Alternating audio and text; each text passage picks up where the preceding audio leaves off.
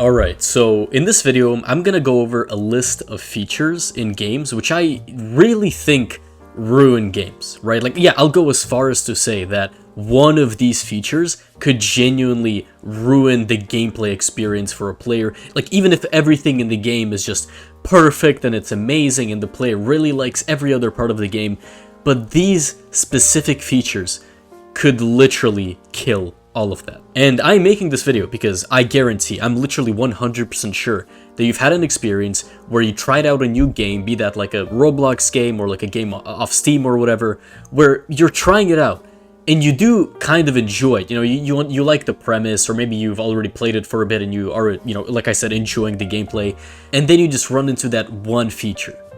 Like, I don't know, whatever it may be for you, but you just run into that one feature which just makes you go like, it's that type of game. And then like it just ruins the entire game for you. Now, two small things before we start. Number one, I'm gonna be saying these as a game developer, like from the perspective of a game developer, right? So two quick things before we start, right? Number one, I am a developer, or like this whole channel is around me, you know, developing and teaching coding and all of that stuff. But for these features, I will ensure to also look at them from a player's perspective, right? And also a developer's perspective. So whenever I explain a feature, I'm gonna say, okay, as a player, this is why it sucks. And as a developer, this is why it also sucks. And the second thing is that there are always exceptions to rules, and I understand that, right? So for a feature, if I believe that there's some sort of exception worth mentioning, I will mention it, to be fair, because like I said, I understand that not everything is 100% clear-cut. But just do keep in mind that exceptions don't disprove the rule, and every like, oh, but what about this scenario that you might think about in your head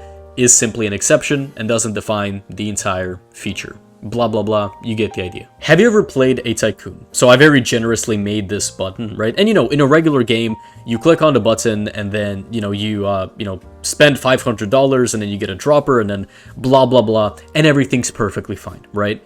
But then, you know, maybe there are other parts in the tycoon, which is great. You know, I love, you know, obviously a tycoon with just one button is a pretty bad tycoon. We need more buttons, right? That's fine, that's great. But then you look at these buttons, right? And you kind of begin to understand what I'm talking about here. Billion cash, exclusive VIP, rainbow carpet, all of these just translate to give us Robux, give us Robux, give us Robux. When I say monetized interruptions, this is exactly what I mean. I'm talking about a feature which effectively just adds annoying stuff to the game that solely exists just to sell you stuff.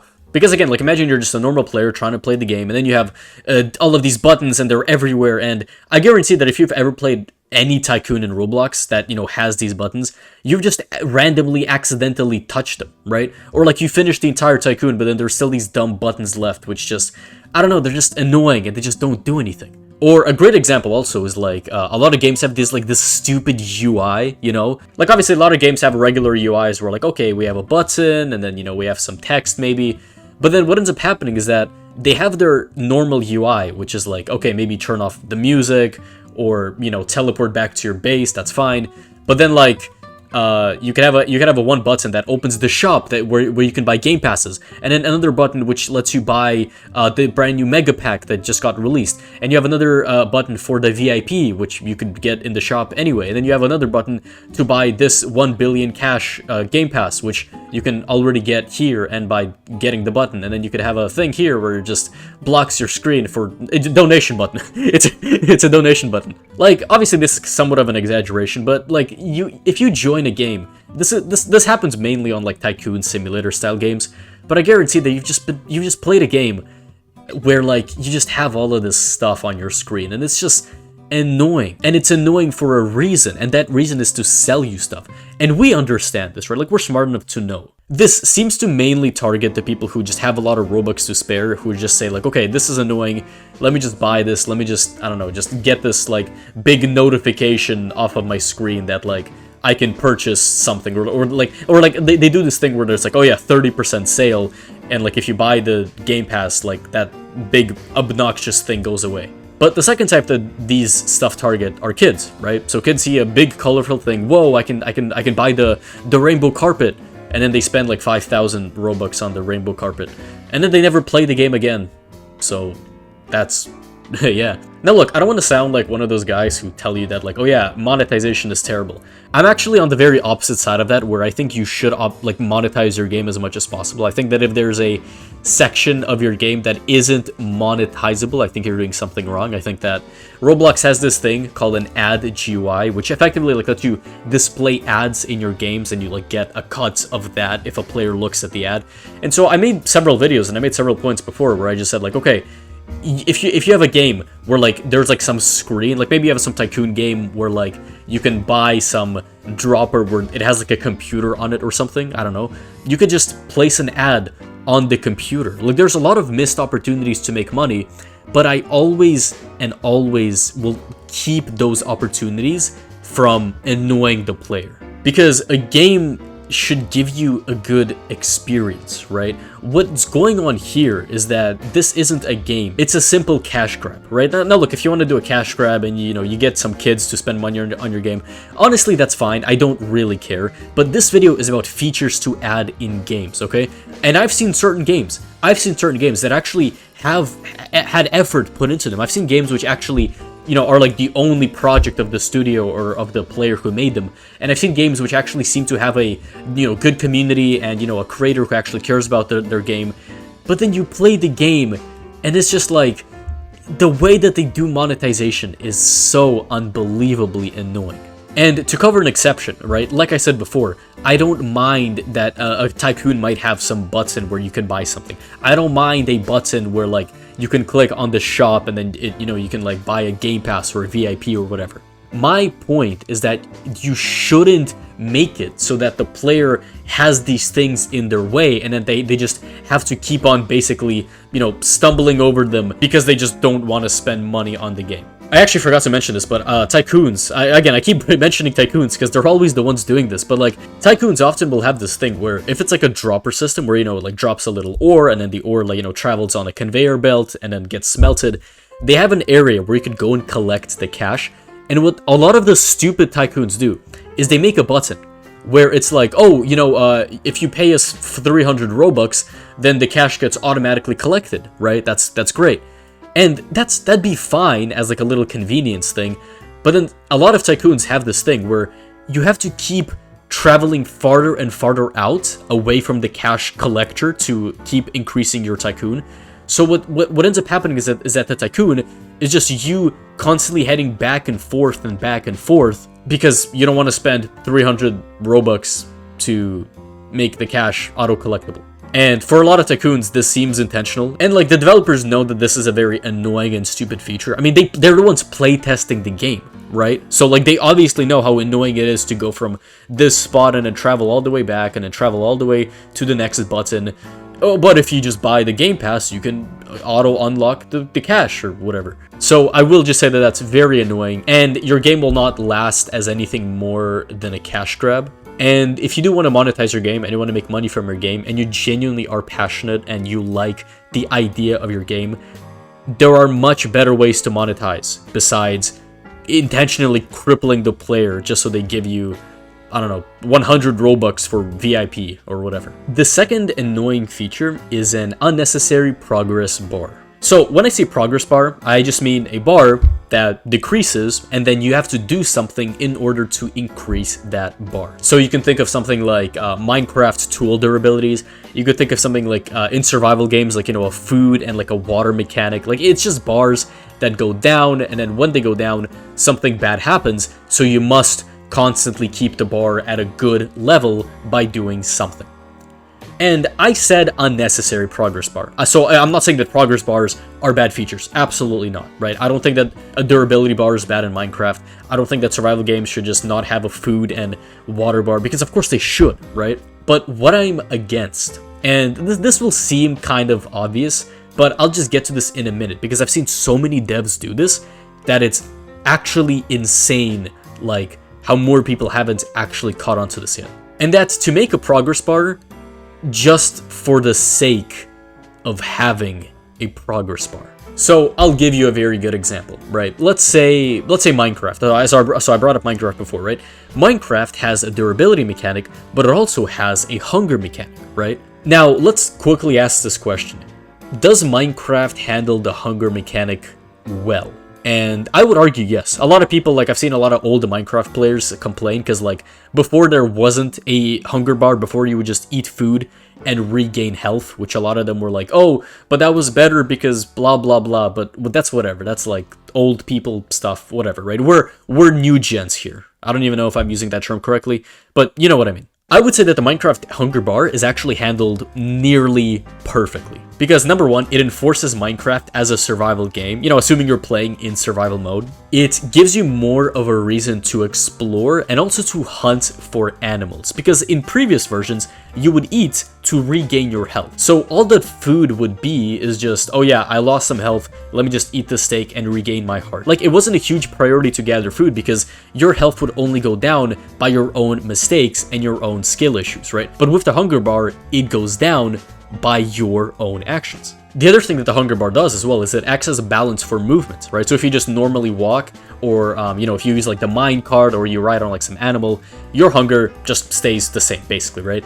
But if you dare sprint and if you dare jump while sprinting, the hunger goes down at a significantly faster rate than usual. And you can call these features somewhat annoying. And obviously, you know, it'd be great if you could just run and sprint whenever you want, right? Like, I get that. But Minecraft at its core, or I guess, again, in survival mode, is a survival-based game. And it's a game based on progression as well, right? So while this bar does serve as an annoyance, it's a good annoyance, right? Because, you know, I kill some cow and I cook my first steak and I eat the steak and I'm like, wow, my hunger is back up. So now I can sprint again, now my hearts are regenerating, and that just immediately tells you that I need more food, I need more food sources, and the hunger bar, by existing, turns food into its own, like, method of progressing in the game, right? Like, you could progress in the game by building, you could progress in the game by exploring, you could progress by, you know, mining, or you know, collecting new ores, or you could progress in the game by getting more food, by getting stacks of golden apples, golden carrots, steak, whatever it is. And with all of that said, with all of these features, imagine if Minecraft tomorrow announces that, hey, we're adding a thirst bar. And what the thirst bar is you have to make a glass bottle, which requires 3 glass, and then you dip that bottle into the water, and then you drink the water, and then the thirst bar goes up. And then if the thirst bar ever, you know, decreases to be 0%, then you start losing your hearts and then you start to die. And yeah, that's the new update. Thank you for playing Minecraft. Like, imagine if they just did that tomorrow. Like, really think about this. What would your reaction be? Because I assure you that you've had a more negative reaction to this hypothetical water bar than to the existing food bar. But why is that? It's because the food bar just has so many more connections and so many more effects on things, right? The hunger bar is a very important thing because it just does so many things and it has an effect on so many features and parts of the game. But this hypothetical water bar, it's just an annoyance because now you just have to carry a bottle of water with you at all times and then you just have to drink it. And it also just means that now the early game will also consist of crafting a water bottle, which will just take up another bar of storage just to fill a bar that wasn't there before, that nobody really wanted, that doesn't even do anything. That is what I mean by unnecessary progress bars. That is a prime example of a progress bar, which is unbelievably stupid. And obviously, again, it's not in the game, so in case you're wondering, like, this is hypothetical. Minecraft didn't add this, which is surprising, considering their recent, you know, choices for the game. But Minecraft is still good. And I would say another quick example as well are tool durabilities. I think Minecraft handles this fairly well, so I don't have any issues with Minecraft. But I want to get to a game like Terraria. Terraria is all about progression, even more so than Minecraft, I would say, right? Terraria is all about you get tools and, you know, you can mine better stuff. But in Terraria, tools aren't the necessary focus like they are in Minecraft. You know, sure, you want to get the next tool, you want to get the next pickaxe, the next sword, but it doesn't really matter. Like, it's not a big priority. The biggest priority is just to defeat the next boss. It's to gather the most resources. It's to explore most of the map. It's to, you know, just find stuff, just be cool and everything. And a durability bar for tools in Terraria would make the game incredibly more annoying. And Terraria, in case you don't know, it doesn't have a progress bar. So Terraria did this right. So I am praising Terraria for this. They don't have a progress bar. They don't have a durability bar. You can just make a tool and you can use it whenever you want, however many times you want on basically whatever acceptable ore that you want. And the reason the durability bar is like good for Minecraft and not Terraria is just because in Minecraft, you have the entire 3D world. You have a lot more space to explore.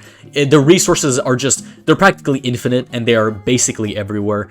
And in Terraria, you have a size limit. The map is fairly small compared to Minecraft, and while I think there's a way to automate ores, like I don't think that you have a finite amount of iron or whatever, I'm not too sure, but it's a significantly smaller portion than in Minecraft. And so it's because of this that a durability bar makes sense in Minecraft, but not in Terraria. Like I said, the same thing, the same bar, the same feature could be great in one game, but unbelievably annoying in the other. And so just for fun, I wanted to make this interesting part, okay? So let's say we have this bar, so I've just 3D visualizer, and let's say that this should represent a water bar, okay? And I've actually attached the click detector and the script inside of this bar. So here's how I want to do this. What I want to do is I want to get the size of this current part. Okay, so I want to say local size is equal to, again, this is where we're going to do some coding, right? I know, very terribly scary, but I'm just going to explain it in a way where like, it's not too stupid, you know, because a lot of people just don't know how to do this stuff properly, but I'll try and explain it well. What I want to do is I want to get the initial size, the default size of the part. And I also want to say that whenever the player clicks the click detector, so we can say script.parents.click detector or mouse click, because script.parents is the click detector, so click detector, mouse click, we'll connect that to a function.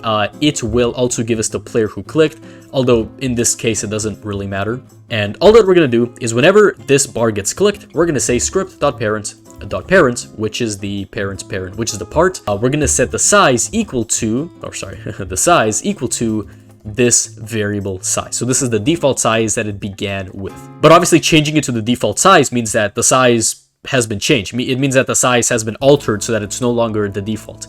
And this is exactly what I'm going to be doing. So I'm going to say while task.wait do, which will basically make something run every frame of the game. And I'm just going to simply say script.parent.size is going to be equal to vector3.new, which is an x, y, and z, which is, you know, how we determine the size of a 3D part. And the x will be the same as the current x, so it's going to be script.parent.size.x, and then the y is going to be the current y, but it's going to be minus 0.01, okay? And then the z is going to be the current z. And so then if I run the game right now and I play the game, what's going to happen? Oh, I think I messed it up a bit. If I click, there's okay. All right, so small problem. I guess I used the wrong coordinate, unfortunately. So I'm changing the y coordinate, but here it's saying we need to change the x coordinate, okay? So yeah, instead of changing the y coordinate, we gotta change the x coordinate like so. So now if I play the game, what this should represent is a water bar that is constantly decreasing. And it's decreasing here as well, but you know what? That's fine, who cares? And so let's say we play a game that the moment that this bar reaches to 0, we die, we explode, that's it, the world is gone. We either, you know, we lose the world if it's hardcore, or we go back to our spawn point, and that's it. That is the only reason for this thing to exist. And if I click on it, it goes back. Amazing. But that's it. Now imagine a game where I'm running some sort of tycoon, and then this thing is in the middle of the tycoon. So imagine if there's a button over there. And so that means I have to click on this, I have to, you know, refill my bar, and then I have to go do some stuff there, and then I have to come back because then this bar will be on my mind, right? And why does this bar exist? Just to be annoying. It's just annoying. It's just here for no real reason. And no matter how easy it is to quench this bar, it does nothing.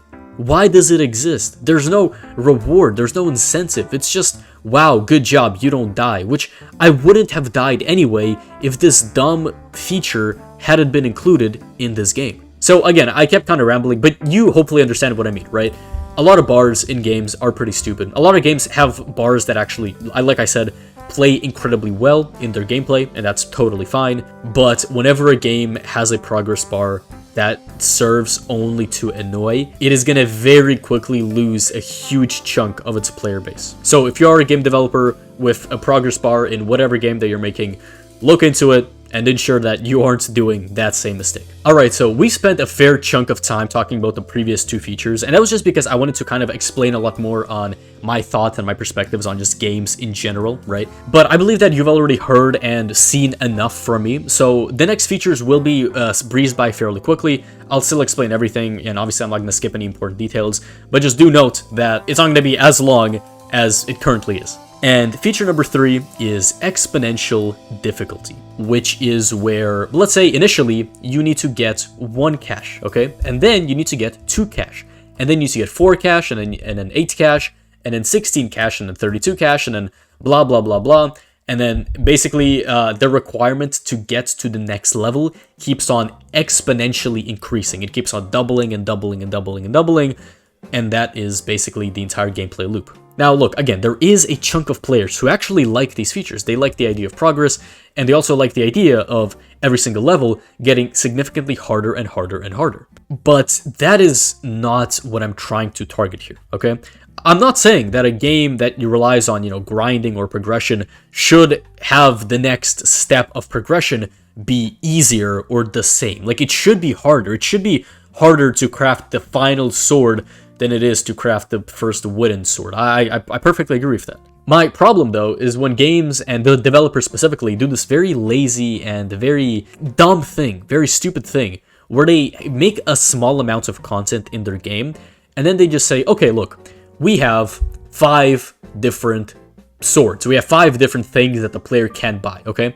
Now, what we could do is we could just make more content for the game. We could work on the game more. We could give players more of a reason to keep grinding. Or we could just use numbers. Because numbers, making content is hard. But if I want to make a big number, well, I can just say, I don't know, while task.wait to 1. So every 1 second, we could just say, let's make a variable called count and just set it to equal to 1. And then we could just say print count, right? We're going to print the variable. And then we're just going to say count times equals 3. So we're going to multiply count by 3, and then we're going to keep running the loop. So let's see, okay, 1, 3, 9, 27. Wow, look at this content, bro. Look at this. Like, yeah, I could have spent more effort, and I could have, made more features in the game, but like, I could just do this instead. And look at this. This is, you're looking at like years worth of content. You're looking at literally years worth of progression. Years. It took me 10 seconds to make this. A big reason of why I hate this, and I'm someone who actually really likes progression-based games. I really like incremental games as well. So like, I'm not necessarily against an exponential increase in difficulty, as long as it's handled in a way where there's always something new for me to look into. I don't mind if the next step of the journey is harder to get to, as long as it unlocks more content and a new thing for me to do. I don't mind spending more time on the game if I can actually do something new and not just grind for cash with like some auto clicker. But this time it's gonna take me 3 days instead of 2 days like it did last time. It's very unrewarding to long-term players, and I guess, again, a lot of developers have new players in mind, because a long-term player, if someone is willing to spend 1 day grinding away at your game, you bet that they're going to be willing to spend 3 days or even a week to grind for the next level, and a fair amount of them do. But that's a huge problem, because as a new player, like, it just means that there's a literal lock between new players and dedicated players. It means that the same new players who you're trying to convert, you're subconsciously thinking like, okay, yeah, a new player, they'll see how long it takes to progress in the game and they'll quit. But look, if they can play for at least a little bit and maybe spend some money, then it's gonna be fine. But that's the problem, right? Because you're trying to get players, you're putting all of this effort into the content for new players, you're putting all of your effort and work and money into making, like I said, the experience enjoyable for a beginner. But you're not doing the same thing for a long-term player, which means that the chances of a beginner becoming a long-term player drastically decrease. In fact, they reach near zero. And the only people who will stay long-term players are people who've already either put in so much time into the game that they just feel bad to quit, or there are people who already knew what the game is about, and obviously they like that challenge, which that's fine. Like, if you market your game as being that, that's obviously fine. Like, I don't have a problem with that. But yeah, I do believe it's very lazy. I think that it also, as a developer, it discourages you from making more content and updating your game. And I also just believe it's a huge waste of time for everyone who actually plays the game. I don't think that sitting down and like AFKing for 3 days is good for anyone, right? Now look, again, you want your game to be addictive. Of course, I'm not saying that you don't want that. Obviously, you want that. But at least do it in a way where it's not just them clicking for 3 days until the number gets from this to this. Hooray. Like, at least add more content. Like I keep saying this, but give them more things to do. Unlock some new currency. Unlock some new area where they can unlock cash. You could even make a thing where, like, whenever they unlock some new level, they get like an amazing array of power-ups, and you can make it very rewarding. Like, you can make an exponential incline in difficulty as long as it's very rewarding and very fun. I'm not denying that. But what I'm saying is when the reward for reaching the next level is just the fact that you reached the next level. And then the next level after that is another double in price. And that's the entire game. So yeah, as I'm saying, these games should add a flat difficulty increase on each level. They shouldn't just multiply the difficulty by like 2 or 3 or whatever, because that's lazy. And I could go all into this, but you've heard me talk about this enough. If you're a developer, make a lot of content first, and then if you really want to, sure, make a incremental exponential system, that's fine. But if you're a developer who has little content and wants to try this stuff, don't, because it's just cheap and it's annoying, and it's just very obvious that what you're doing is just trying to make fake content, and nobody's gonna fall for it. And while we are on the topic of progression, I will just say actually that recently I bought a course for learning how to make Apple apps. So I use iPhone, right? I think iPhone's pretty cool. And I used to like developing apps on iPhone a lot, right? So I used to like install Xcode, which is like where you make the apps. And I just learned from YouTube videos, right? I just learned from this guy called Sean Allen, who's really, like, I don't know, just a quick plug. If you're learning iOS development, go check out Sean Allen. I don't know how many of you are doing that, but I got a lot of information from him and it was very helpful and I did learn a lot. However, at some point, YouTube videos and YouTube tutorials did become a little too repetitive and they just stopped feeling helpful and it felt like I was on my own.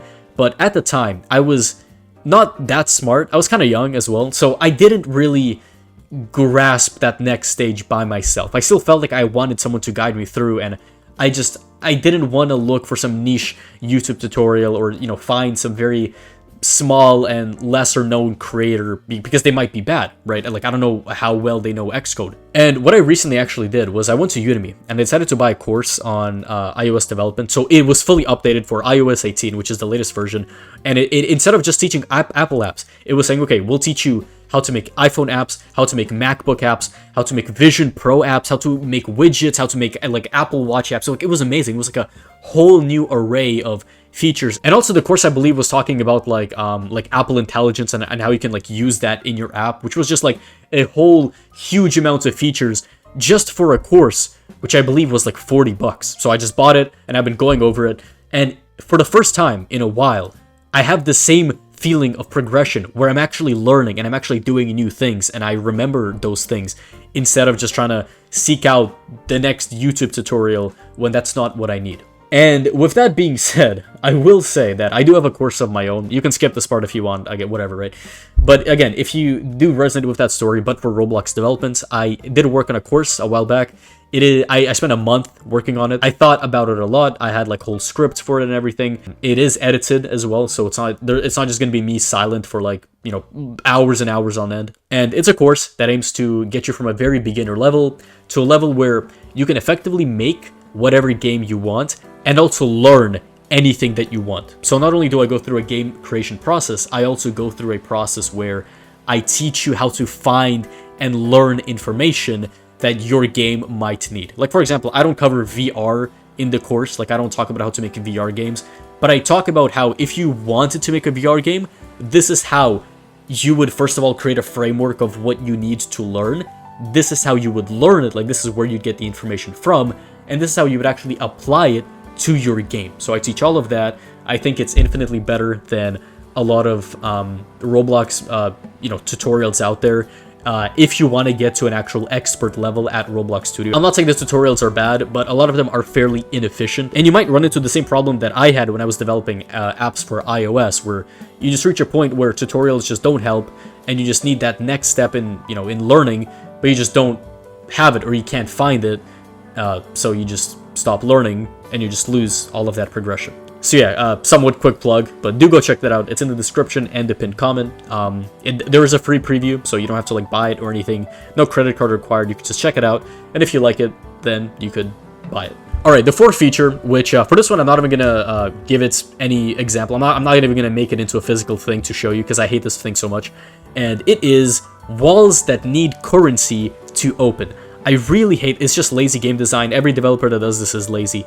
Every team of developers that do this, they're all lazy. Even if someone is just making arts, like even if someone doesn't do any developing, if someone is making arts for a game that has a wall that needs a currency to open, they're by extension also lazy. And okay, I am over exaggerating a tiny bit, but look, I'm all for unlocking parts of the map with game currency, right? And in case you're still kind of slow on what I'm trying to say, you know those games where you're like collecting cash or whatever, and then there's like a wall that restricts you from entering the next area, and then the wall says like, oh, World 2 needs 100 cash, and then like once you get 100 cash, you can like click on the wall, and then it like takes the cash, and then the wall disappears. The level of hatred that I have for this is unbelievable, because there is so many ways to naturally make map progression based on currency without just shoving a wall out of nowhere. Like, why is there a wall? What is it doing here? You know, like,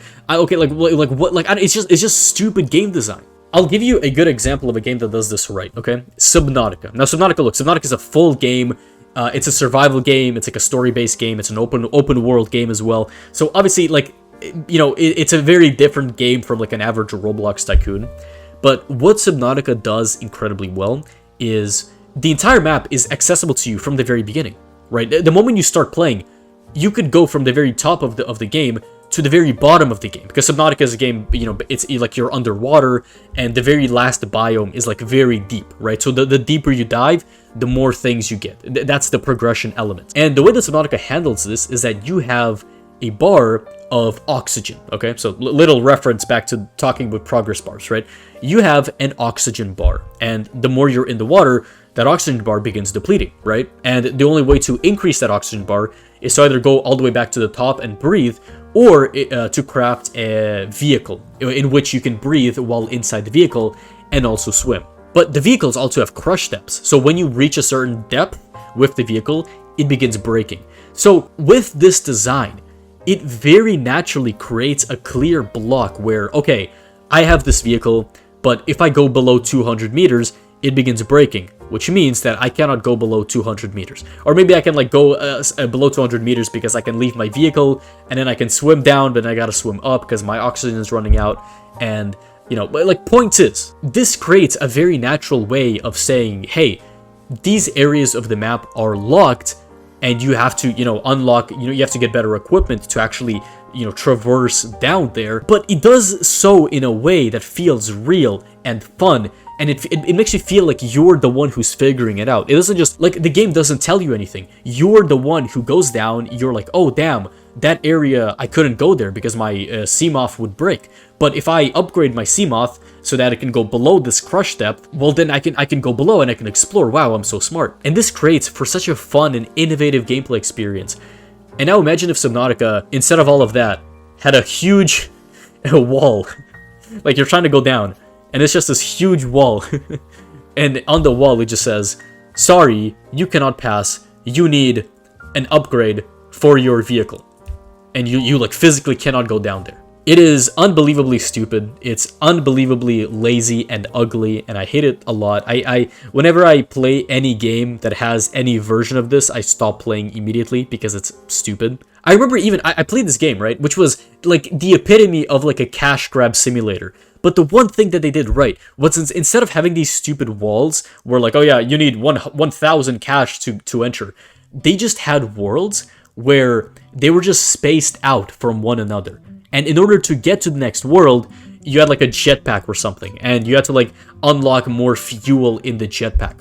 That was it. That's all that they did. But it just felt natural because, like, when the wall is there, I literally just can't access it, right? With the jetpack system or the Subnautica system, I can go, like, and fail. Like with the jetpack, if I don't have enough fuel and I'm trying to fly to the next island, I'll fall and I'll die. Or with Subnautica, I can go below the crush depth and, you know, my vehicle will be destroyed and then I will drown, right? Like, but the fact that the game allows me to do this, I can't explain it.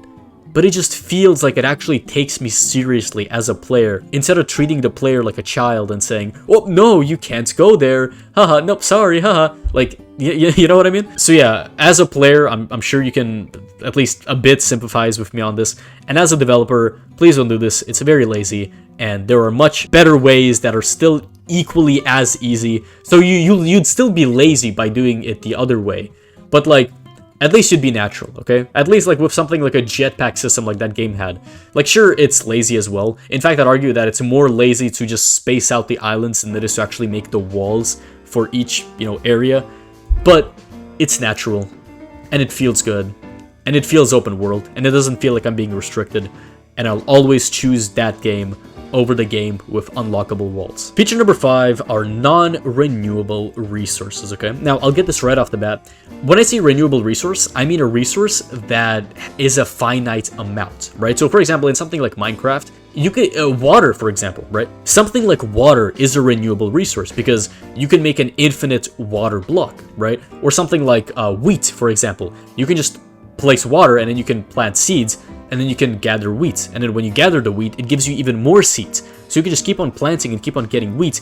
And there will never be a moment where you will not have access to wheat, right? And I also should mention that when I say non-renewable resource, I mean resource, okay? I mean something that can be used to make something else. I don't mean something like the Minecraft dragon egg, right? Because, okay, like the Minecraft dragon egg, there's only one of it per world, unless I guess you dupe it. But it doesn't do anything. Like, it's just there, and it's like, it acts as the ultimate trophy because, like, yeah, there's only one in existence, and it also can't really be destroyed unless you do it intentionally. So, like, that's a fine version of a non-renewable resource, right? What I'm talking about mainly is a game where you have a resource, like let's say this part, for example. Let me make 4 parts, okay? And let's say these parts are unbelievably rare and amazing and blah blah blah, whatever, right? And let's also say there's only 4 of these parts in existence. So let's say I've been grinding through this game, I've been doing all of this stuff, and then the final recipe, the final unlock in the game that'll help me beat the game and achieve the next level or whatever, is that I need these 4 parts, okay? And let's say each of these parts are just scattered around the world, okay? So I collect one of these parts, I collect another part, I collect this part, and now they're in my inventory, and that is it. No matter what I do with them, that is it, okay? That's it. There's no more parts that can be accessed. Now, in most scenarios, this wouldn't be a huge issue, right? Because, okay, the player gathers all the parts, they craft the item, the parts disappear, but that doesn't matter because, okay, now the item is made, now you beat the game, good job, that's great. The problem with this is that it just causes a huge chance of a soft lock, okay? I'll give you an amazing example. What if the game bugs out and then one of these parts just phases through the ground? Or what if one of these parts just, I don't know, just like something happens, okay? And it just happens to travel to a different spot that's unreachable, or it just happens to delete itself somehow, right? Now you only have 3 parts. And like, now what? You gotta craft this thing, but you can't do it. That's it. Game over. Good job. Or sometimes what some games do, and this is even more stupid, I think, is they give you a non-renewable resource, and they give you multiple crafting options where the amount of this resource that you would need to craft every single item exceeds the amount that you actually have access to. So for example, let's say the final item is like an amazing sword. Or let's say the final item, you could either craft a sword or like a axe or something. And let's say that both of them require 4 parts, but I only have 4 parts. So what that means is that I can't craft both the axe and the sword, I have to pick one. And, you know, some would consider this to be good, some would consider this to be, you know, like, oh yeah, that's fine because, you know, it makes it for a more hardcore decision. And I don't mind that as well. But I still believe that for a player, there should be an option to access every bit of content within the game without having to start a new save file, right? There's a game called Grounded, which does this fairly well, where basically it does have non-renewable resources, but once you basically finish the game, I think, or get close to finishing the game, you get an option to basically restart the game. You restart the game, but you keep a lot of your stuff, and also new areas get unlocked, and the non-renewable resources get respawned within the game, meaning that anything that you couldn't craft before, you can craft now. And I think Terraria has a similar thing with the Crimson and the Corruption biome, where let's say you have a world with just a Crimson biome, which means that, oh no, you don't have the Corruption biome, so you cannot craft items that use the Corruption, materials.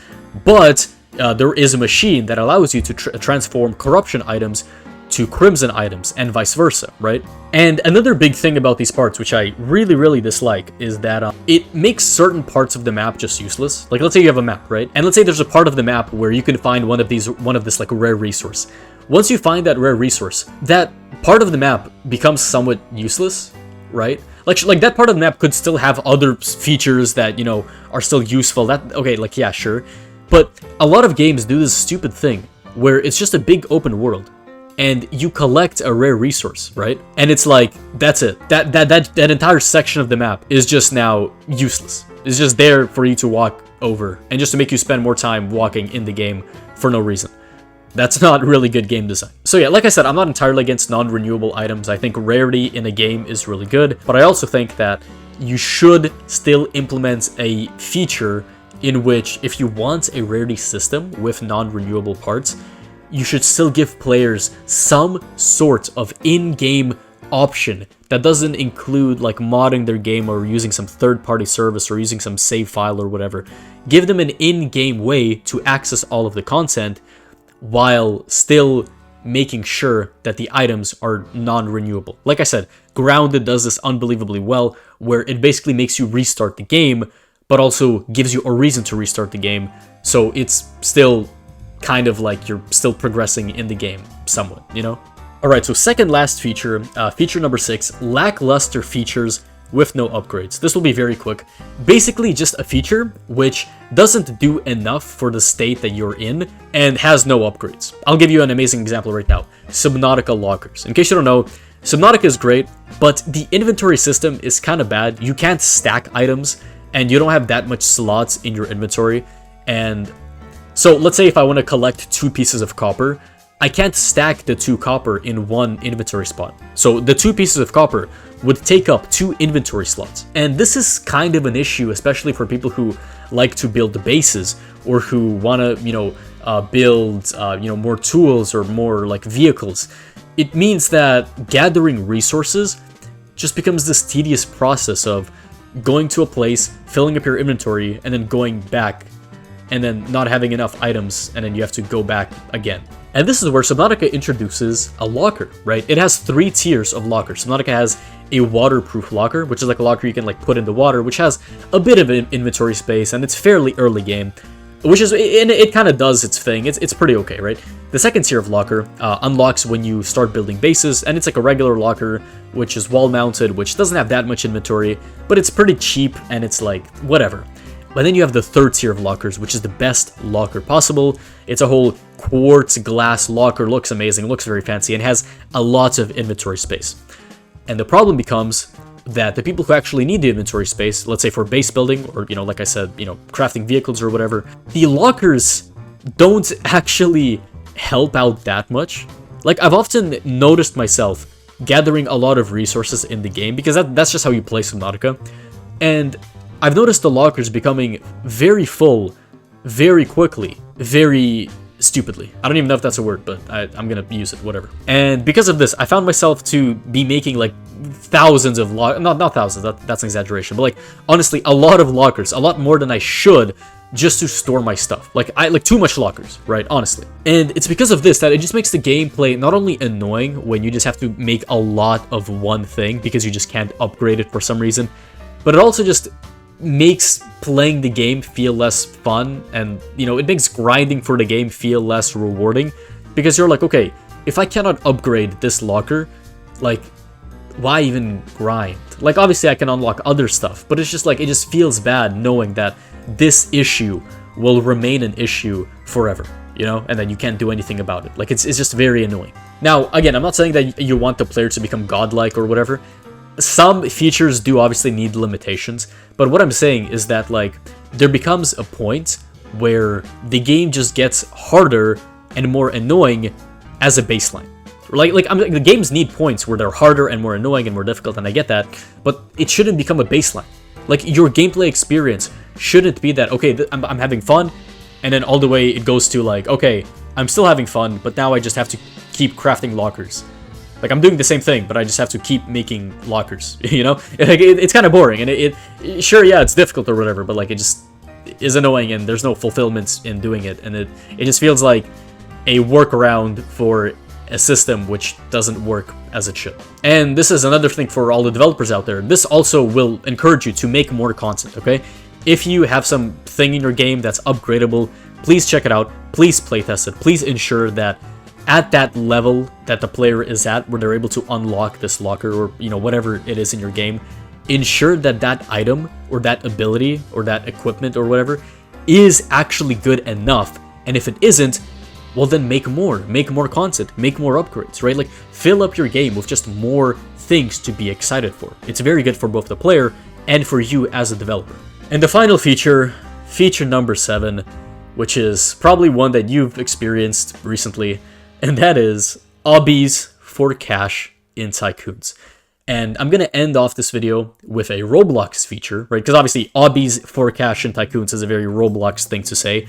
I'm sure that Steam games don't have this issue. And it's effectively where a Tycoon game where the entire point is to automate everything. The whole point of a Tycoon is that you no longer have to worry about some sort of like cash or whatever. The whole point of great Tycoon games and great incremental games or whatever is that you make the system work by itself, where you don't really have to be present. Or if you do have to be present, it doesn't really change, that the level of your presence doesn't change that much. Like, you don't have to be more present and more present. You remain the same amount of present, but you make a lot more than you did before. And the problem with Obbies for cash and Tycoons is that now you can't fully enjoy the game, and you can't fully enjoy the feeling of, you know, like making everything work for you if you know that there's always an option for you to, you know, make more cash or get double the cash or like double the speed or whatever if you go and complete an obby every 2 minutes manually. And like, again, I know why games do this. Like, it's very obvious. They do this to, you know, keep engagement up. But what I'm saying is that this is only used in Tycoon-based games, where the whole idea, the whole reason people play Tycoon games is to get to a point where they don't even have to engage with the game at all, which I know sounds kind of weird, but a lot of people will agree that that's fun, right? Like starting off with responsibilities and putting in the work to give those responsibilities to other people is fun, and it is engaging, and I just said engaging, which, like, it's weird because the whole point is to not engage, but it does feel engaging, right? It is fun to initially kickstart your Tycoon, and the main thing is that it feels fulfilling. The things they are doing in that Tycoon actually feel like they matter, and you want to keep playing the game. And it's unbelievably difficult to enjoy a game to its fullest when you know that you could just go and complete this obby for double the cash every 2 minutes, which would then mean that every 2 minutes you would have to optimize it so that you go and you do the obby, which means that you must be present on the Tycoon, which defeats the entire point of the Tycoon. It's just a very dumb and stupid way of adding engagement to the game. And again, I don't mind obbies in Tycoons. If there was just an obby in the Tycoon just for fun, I don't care. I'm fine with that. It's just that when you introduce a reward, it just means that the people who want to upgrade their Tycoon now see the obby as a method to make cash. And the problem with that is that now you've basically introduced a method of making cash which cannot be automated, and it just sucks. Like, okay, fine, maybe you can have some script guy make some macro to complete the obby, whatever, but like that's just even more engagement for a game which should lessen engagement, you know? So it's just stupid, it's just annoying, and I just think that developers could do a lot more with their time than adding an obby, like, I don't know, you know, improving the Tycoon, you know?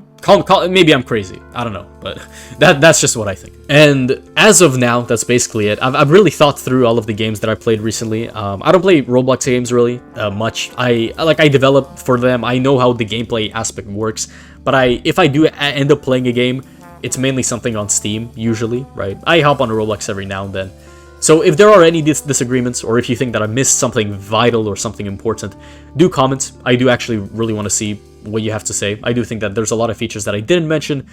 There are some features which I didn't mention just because they were like kind of too small for me to really care. But you could leave a comment and you could have a discussion with people there anyway. If you did get to the end of the video, it means that you absolutely love me and you think that I'm amazing. So once again, I do have a course. So if you are a beginner and if you are a scripter, do consider checking that out. And I will also say that I have an Instagram, which I have like 2 pictures of birds on there. Like I have like little pigeons, which they're not even pets. They just kind of, we found them like as babies and we just kind of grew them up and now they're like flying around like the street and they fly to us sometimes and it's very cute.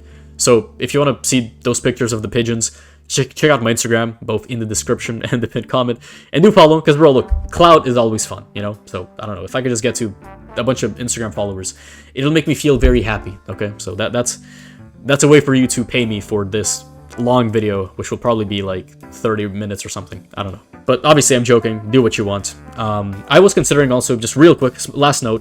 If you like this video, I am considering making a video for the 7 features which I always add as a developer. So do let me know if you want to see that by commenting, liking, subscribing, tickling. I just said tickling and I just lost all train of thought. Probably for the better, honestly. So with that being said, as always, we are back to basics. Thank you for watching. Yeah!